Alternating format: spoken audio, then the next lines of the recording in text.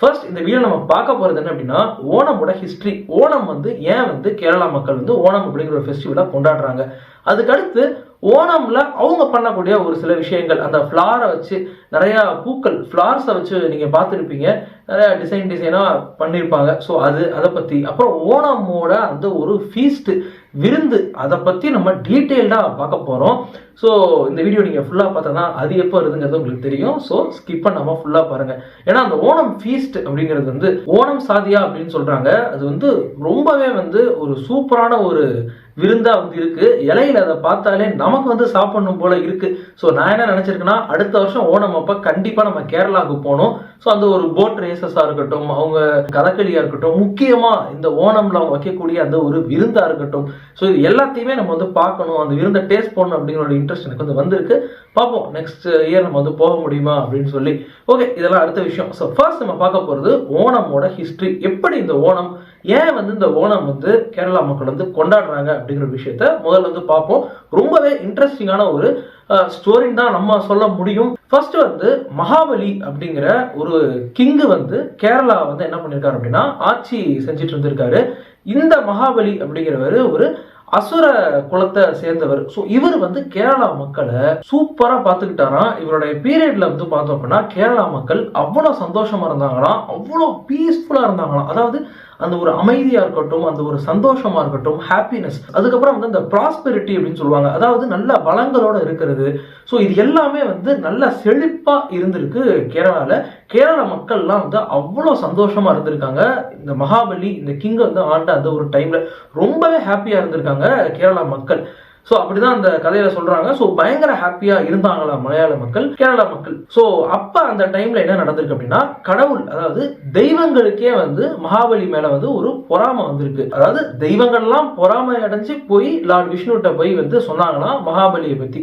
Lord Vishnu என்ன பண்ணிருக்காரு அப்படின்னா, ஒரு புவர் பிராமின், ஏழையான ஒரு பிராமின், அதுவும் ஒரு சில இடங்கள் என்ன சொல்றாங்க அப்படின்னா புவர் ட்வார்ஃப் பிராமின் அப்படின்னு சொல்றாங்க. அதாவது ஒரு மாதிரி குள்ளமான ஒரு சின்ன, ரொம்ப ஒரு ஏழை பிராமின் அப்படின்னு சொல்றாங்க. ஒரு நான் நினைக்கிறேன் ஒரு சைல்டு மாதிரி வந்திருக்கும் அப்படின்னு நினைக்கிறேன். ஸோ விஷ்ணு கடவுள் வாமன அவதாரத்துல பார்த்தோம் அப்படின்னா என்ன பண்ணிருக்காரு அப்படின்னா, மகாபலிட்ட வராங்க. ஸோ மகாபலிட்ட இந்த லார்ட் விஷ்ணு ரொம்ப சின்னதா இருக்காங்க, ரொம்ப ரொம்ப பெருசாலாம் இல்லை, ரொம்ப சின்னதா இருக்காங்க.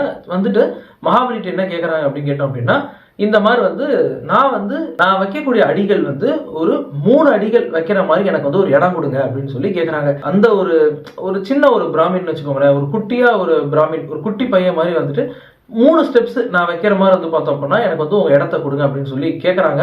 ஸோ மகாபலி என்ன பண்றாரு அப்படின்னா, ஒரு சின்ன பையன் 3 ஸ்டெப்ஸ் எவ்வளவு வைக்க முடியும்? ஸோ 3, அதாவது அவருடைய லேண்ட்ல வெறும் 3 ஸ்டெப்ஸ். அவர் மகாபலி ஆண்டு இருக்கக்கூடிய இடம் ரொம்ப பெருசா இருந்திருக்கும் இல்லையா, அவர் ஒரு அரசர். ஸோ அந்த அரசர் ஆண்டு இருக்கக்கூடிய அந்த அந்த லேண்ட்ல இருந்து ஒரு 3 ஸ்டெப்ஸ் வைக்கிற மாதிரி எனக்கு உங்க லேண்ட்ல கொடுங்க அப்படின்னு சொல்லி கேட்கறாரு. ஸோ இவர் சின்னதா இருக்காரு. மகாபலிக்கு அது விஷ்ணு தான் அப்படிங்கிறது தெரியாது, ஏதோ ஒரு சின்ன பையன் வந்திருக்கான் அப்படிங்கிறது தான் தெரியும். ஸோ வாமன அவதாரத்துல விஷ்ணு வந்தாராம். ஸோ இப்போ அவர் ஓகே அப்படின்னு சொல்லிடுறாரு. இப்போ திடீர்னு என்ன பண்ணிடுறாரு அப்படின்னா, இந்த குட்டியா இருந்த அந்த பையன், அதாவது ஏழையான ஒரு குட்டி பிராமினா அந்த பையன் என்ன பண்ணிடுறான் அப்படின்னா, பயங்கர பெருசா வளர ஆரம்பிச்சிடறான். அப்படியே பெருசா போறானா ரொம்ப பெருசா போயிடுறானா. முதல் அடியில ஒட்டுமொத்த எர்த், பூமியையுமே என்ன பண்ணிடுறான் அப்படின்னா அளந்துடுறான். ஒரே அடியில ஒட்டுமொத்த எர்த்தையும் அளந்துடுறாரு. 2வது அடியில வானம், ஒட்டுமொத்த ஸ்கையையும் என்ன பண்ணிடுறாரு அப்படின்னா அளந்துடுறாரு. ஸோ இப்போ எதுவுமே இல்லையே, 3வது அடி எங்க போய் வைப்பாரு? 3 அடி அவர் கேட்டிருக்காரு. முதல் அடியில நம்ம பூமி ஃபுல்லாத்தையும் அளந்தாச்சு, 2வது அடியில வானத்தை ஃபுல்லா அளந்தாச்சு, 3வது அடி எங்க வைக்கிறது அப்படின்னு சொல்லி கேட்கிறாரு. இவர் இந்த மகாபலி பார்த்தோம் அப்படின்னா சிரிச்சுட்டு என் தலையில வைங்க அப்படின்னு சொல்லி தலையை வைக்கிறாரு. ஸோ 3வது அடி அவர் தலையில வைக்கிற மாதிரி இவர் விஷ்ணு இருக்காரு இல்லையா, ஸோ அவர் ரொம்ப டச் ஆயிட்டாரு. ஏன்னா இவ்வளவு ஒரு நல்லவனா இருந்த ஒரு அரசன் இருக்கானே அப்படின்னு சொல்லி. ஸோ 3வது அடியே இவர் தலையிலையும் வச்சிடறாரு. நிறைய இடங்கள் என்ன சொல்றாங்க அப்படின்னா, இவர் தலையில வச்ச உடனே பார்த்தோம் அப்படின்னா அவர் நரகத்துக்கு போயிட்டாராம். யார் அப்படின்னு கேட்டோம் அப்படின்னா, இந்த மகாபலி நரகத்துக்கு போயிட்டார் அப்படின்னு சொல்றாங்க. நமக்கு இந்த இடத்துல தான் ஒரு கொஸ்டின் வருது. ஸோ யாருக்காவது பார்த்தோம் அப்படின்னா இந்த ஹிந்து வரலாறு இதெல்லாம் தெரிஞ்சுதான் எனக்கு கீழே கமெண்ட்ல சொல்லுங்க. ஏன்னா நல்ல ஆண்ட அரசரை எதுக்காக ஹெல்லுக்கு அனுப்பணும் அப்படிங்கிறது நமக்கு தெரியல. பட் ஸ்டில் அது நிறைய இடங்கள்ல சொல்றதுதான். 3வது அடியை தலையில வச்சதுக்கு அப்புறம் பார்த்தோம் அப்படின்னா அவர் ஹெல்லுக்கு போயிட்டாரு அப்படின்னு சொல்றாங்க. ஸோ அதுக்கப்புறம் ஆனால் வந்து லார்ட் விஷ்ணு வந்து விஷ்ணு கடவுளுக்கு வந்து ரொம்ப பிடிச்சிருக்கு இந்த மகாபலியை பண்ண விஷயம் வந்து ரொம்ப பிடிச்சிருக்கு. ஸோ அதனால என்ன பண்றாரு அப்படின்னா வருஷத்துக்கு ஒரே ஒரு தடவை மட்டும் நீ வந்து உன்னுடைய மக்களை நீ வந்து பார்த்துட்டு போகலாம் அப்படின்றது சொல்லிடுறாரு. ஸோ வருஷத்துக்கு ஒரே ஒரு தடவை மட்டும் மகாபலி வந்து பார்த்தோம் அப்படின்னா அவருடைய அந்த ஒரு நரகம், அந்த ஒரு பாதாளம் அப்படின்னு சொல்றாங்க. ஸோ அந்த இடத்துல இருந்து கேரளா மக்களை பார்க்கறதுக்கு வருஷத்துக்கு ஒரே ஒரு தடவை வருவாராம். அவர் வரக்கூடிய அந்த ஒரே ஒரு தடவைக்காக கேரளா மக்கள் எல்லாருமே வந்து அவருக்கு வச்சு அவருக்கு வைக்கிற அந்த ஒரு ஃபெஸ்டிவல் தான் ஓணம். கேரளா மக்கள் இருக்காங்க இல்லையா, அவங்க வந்து என்ன பண்ணுவாங்கன்னா அந்த அறுவடை பண்ற ஒரு சீசன் அப்படின்னு வரும். இந்த விவசாயம் அக்ரிகல்ச்சர்ல வந்து பார்த்தோம் அப்படின்னா அறுவடை பண்ணுவாங்க. ஸோ அந்த அறுவடை பண்ற சீசன் அப்படிங்கிறது ஹார்வெஸ்ட் சீசன். ஸோ அதோட ஒரு ஆரம்பம், பிகினிங் தான் வந்து ஓணம் அப்படின்னு வந்து சொல்றாங்க. ஸோ இதுதான் வந்து ஒரு சில காரணங்கள். சரி, இப்போ ஓணம்ல என்ன பண்ணுவாங்க அப்படிங்கிறத சொல்றேன் கேளுங்க. பயங்கர இன்ட்ரெஸ்டிங்கா இருக்கும். நிறைய விஷயங்கள் ஓணம்ல வந்து நடக்குது. ஸோ அதுல நான் ஒன்னொன்னா சொல்லிட்டு வரேன். ஃபர்ஸ்ட் வந்து பார்த்தோம் அப்படின்னா பூக்கோளம். ஸோ இது வந்து உங்களுக்கு வந்து தெரிஞ்சிருந்திருக்கும். நம்ம நிறைய நீங்க பார்த்துருப்பீங்க, உங்களுடைய கேரள நண்பர்கள், கேரளா அந்த சைட்ல இருக்கக்கூடியவங்கலாம் நீங்க வந்து பார்த்தோம் அப்படின்னா நிறைய போட்டோஸ் வந்து ஷேர் பண்ணியிருப்பாங்க. அதை நீங்க பார்த்துருப்பீங்க. விதமா ஃபிளார்ஸ்ல வந்து டிசைனா நிறைய வந்து பண்ணியிருப்பாங்க. ஸோ அதெல்லாம் வந்து ஒரு ஃபிளார்ஸை வச்சு அவங்க பண்ணக்கூடிய ஒரு விஷயம். அது பேர் வந்து பூக்கோளம். ஸோ அது வந்து பார்த்தோம் அப்படின்னா ஓணம்ல வந்து பண்ணுவாங்க. முதல்ல நம்ம தெரிஞ்சுக்க வேண்டிய விஷயம்னா ஓணம் வந்து 10 நாள்ல வந்து நடக்குமா. இந்த 10 நாட்கள்ல ஃபர்ஸ்ட் டேவும் லாஸ்ட் டேவும் ரொம்ப ஸ்பெஷல் அப்படின்னு சொல்றாங்க.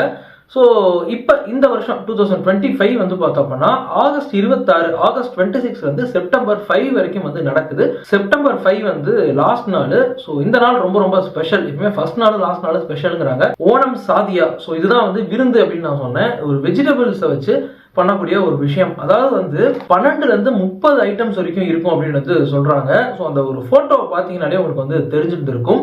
பனானா சிப்ஸ், பப்பாடம், அவியல், சாம்பார், டால் அப்படின்னு சொல்லி நிறைய வந்து இருக்கும். பாயாசமும் இருக்கும் அப்படின்னு வந்து சொல்றாங்க. ஸோ இதுதான் வந்து பார்த்தோம் அப்படின்னா அந்த ஒரு விருந்து. ஸோ இப்போ நம்ம யூடியூப்ல நீங்க வந்து பார்த்தோம் அப்படின்னா அதை வந்து பிடிச்சி ஃபுட் ரிவ்யூ சேனல்லாம் வந்து போட்டுட்டு இருந்தாங்க. ஸோ காலைல வந்து நான் வந்து பார்த்தேன். நம்ம அது இன்னும் டேஸ்ட் பண்ணல. ஸோ நம்ம டேஸ்ட் பண்ணி தான் தெரிஞ்சிருக்கோம். இண்டிவிஜுவலாக டேஸ்ட் பண்ணியிருக்கோம். பட் இதை கம்ப்ளீட்டா ஓணம் விருந்து அப்படின்னு சொல்லி நம்ம வந்து டேஸ்ட் பண்ணல. நம்ம டேஸ்ட் பண்ணி மேபி வந்து பார்க்கலாம். ஸோ இது வந்து ரொம்பவே ஸ்பெஷல். அப்புறம் நீங்க பார்த்துருப்பீங்க, இந்த வந்து ஓணம் சாரி வந்து கட்டுவாங்க. ஸோ அந்த ஒரு ட்ரெடிஷ்னல் கிளாத்ஸ் அப்படின்னு வந்து இருக்கும். ஸோ அதை வந்து ஷாப்பிங் பண்றதே வந்து ரொம்ப ஸ்பெஷல் அப்படின்னு வந்து சொல்றாங்க. ஸோ அதே வந்து இந்த ஓணம் அந்த 10 நாள்ல அந்த ஒரு நாள் வந்து ஷாப்பிங்கும் பண்றதா வந்து சொல்றாங்க. ஸோ அந்த ஓணம் சாரி எல்லாம் நீங்க வந்து பார்த்துருப்பீங்க. ஸோ அதுவும் வந்து ரொம்ப ஸ்பெஷல். முக்கியமா வந்து பார்த்தோம் அப்படின்னா இந்த ஓணம் வந்து பார்த்தோம் அப்படின்னா வெளிநாட்டுல, வெளியூர்ல எங்க வந்து மலையாளிஸ் வந்து வேலை பார்த்துட்டு இருந்தாலும், எங்க வந்து எந்த வேலையில இருந்திருந்தாலும் ஓணம் அப்ப அவங்க சொந்த ஊர் கேரளாக்கெல்லாம் வந்துட்டு வந்து பார்த்தோம் அப்படின்னா அவங்களுடைய அந்த ஃப்ரெண்ட்ஸ், ஃபேமிலி இவங்கெல்லாம் வந்து பார்த்துட்டு ஜாலியாக என்ஜாய் பண்ணிட்டு போவாங்க அப்படின்னு வந்து சொல்றாங்க. ஸோ இதுக்கப்புறம் வந்து உங்களுக்கு வந்து தெரிஞ்சிருக்கும் கதகளி, அதெல்லாம் வந்து கேரளால இருந்து நடக்குது. முக்கியமா வந்து பார்த்தோம் அப்படின்னா அந்த ஒரு ஸ்னேக் போட் ரேஸ், அதுக்கப்புறம் வந்து அந்த டைகர் வேஷம் போட்டுட்டு நிறைய பேர் இருப்பாங்க இல்லையா, புலிக்களி. ஸோ இதெல்லாம் வந்து இருக்கு. டான்ஸ், இதெல்லாம் நான் வந்து சொல்றேன். இதெல்லாம் வந்து ரொம்ப ஸ்பெஷலா சொல்றாங்க ஓணம்ல. நிறைய வந்து போட்டி வைக்கிறது, கல்ச்சுரல் ப்ரோக்ராம்ஸ் பண்றது, டான்ஸ் ஆடுறது, இந்த மாதிரி விஷயங்கள்லாம் வந்து ஓணம்ல வந்து ரொம்ப ஸ்பெஷல் அப்படின்னு வந்து சொல்றாங்க. அந்த ஒரு ஓணம்ல வந்து புதுசா ட்ரெஸ் போடுறது வந்து பார்த்தோம் அப்படின்னா அந்த ஓணக்கொடி அப்படின்னு வந்து சொல்றாங்க. நீங்க வந்து கூகுள்ல தேடி பார்த்தா தெரியும். ஓணக்கொடி அப்படின்னா நிறைய இமேஜஸ் வந்து வருது. ஸோ அதுவும் அங்க வந்து ரொம்ப ஸ்பெஷல் அப்படின்னு சொல்றாங்க. ஸோ அதுக்கப்புறம் முக்கியமா வந்து பார்த்தோம் அப்படின்னா இந்த ஒரு போட் ரேஸ். ஸோ நம்ம வந்து ஓணம் அப்படின்னு சொல்லி யூடியூப்ல தேடணும்னா உங்களுக்கு தெரியும், நிறைய போட் ரேசஸ் வந்து வந்துட்டே இருக்கு. ஸோ அது ரொம்பவே அங்க வந்து ஸ்பெஷலா இருக்கு.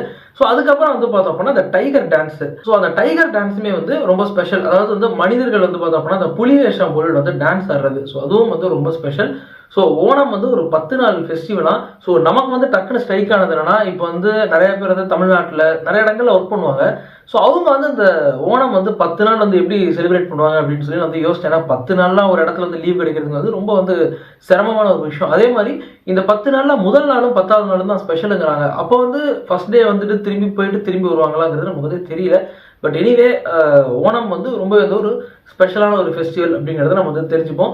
ஸோ நீங்க நினைக்கிறீங்க இந்த வீடியோ பற்றி அப்படிங்கிறது எனக்கு வந்து கீழே வந்து கமெண்ட்ல சொல்லுங்க. நீங்க நம்ம சேனலை சப்ஸ்கிரைப் பண்ணா சப்ஸ்கிரைப் பண்ணுங்க. அடுத்த வீடியோஸ்ல பார்ப்போம். பை.